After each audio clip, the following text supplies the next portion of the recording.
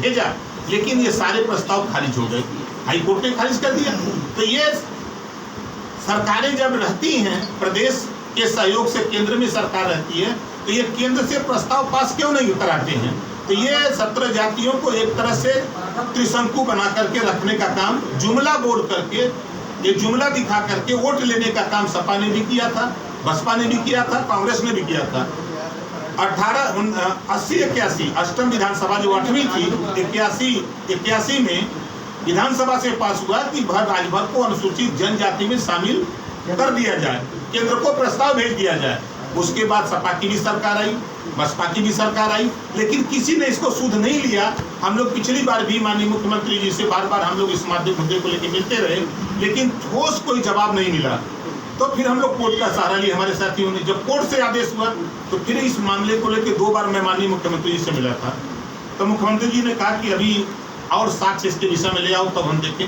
फिर दोबारा जब रिमाइंडर हम लोगों ने कोर्ट को दिलवाया, तो कोर्ट से जब आदेश हुआ कि 1 महीने के अंदर इसको कर दिया जाए, तब फिर इस बात को लेकर के मैंने फाइल मंगाई, क्योंकि इसको नकल लेने में थोड़ा टाइम लगता है, बड़ी लंबी प्रोसीजर वहाँ होता है।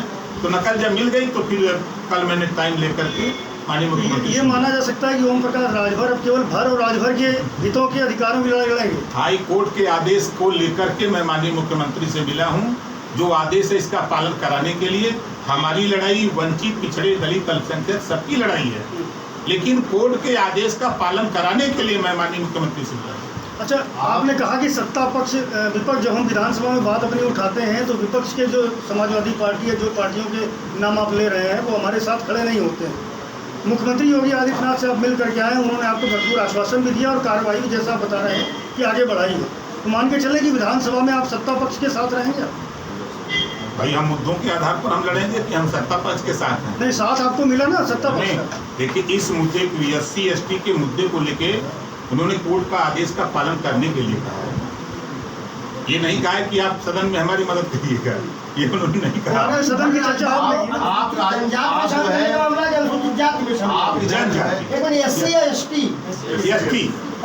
जनजाति अध्यक्ष जी, आप जो है कल मुख्यमंत्री से मिलकर आगे बारी सवाल बारी पर। अध्यक्ष जी, एक सवाल है, आप कल मुख्यमंत्री से मिलकर के आए और उधर जो है बसपा सुप्रीमो अखिलेश यादव के समर्थन में ट्वीट कर रही है। करने दीजिए। अगर मायावती जी इस काम को कर दी होती, तो आज कल मैं क्यों मिलता?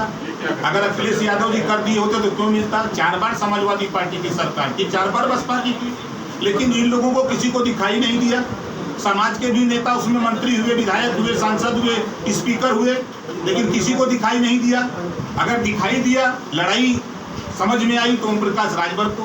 अगर मैं इस बात को लेकर मिला हूँ तो कोर्ट के आदेश का पालन कराने के लिए मिला।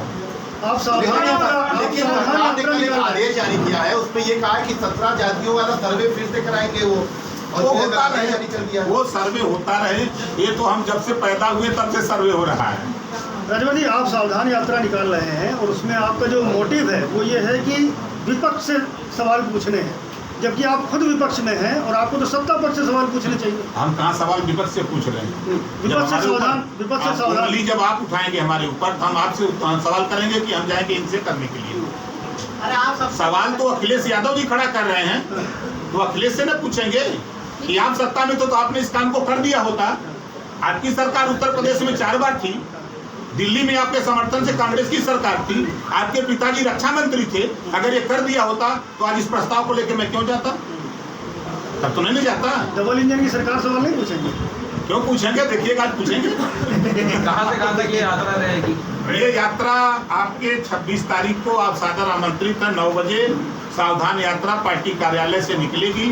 अम्बेडकर नगर, बनारस, आजमगढ़, मऊ, बलिया, गोरखपुर, देवरिया, श्रावस्ती, बलरामपुर, गोंडा, 17 कार्यक्रमों में हम इधर पूरब में रहेंगे। 2 कार्यक्रम, एक कार्यक्रम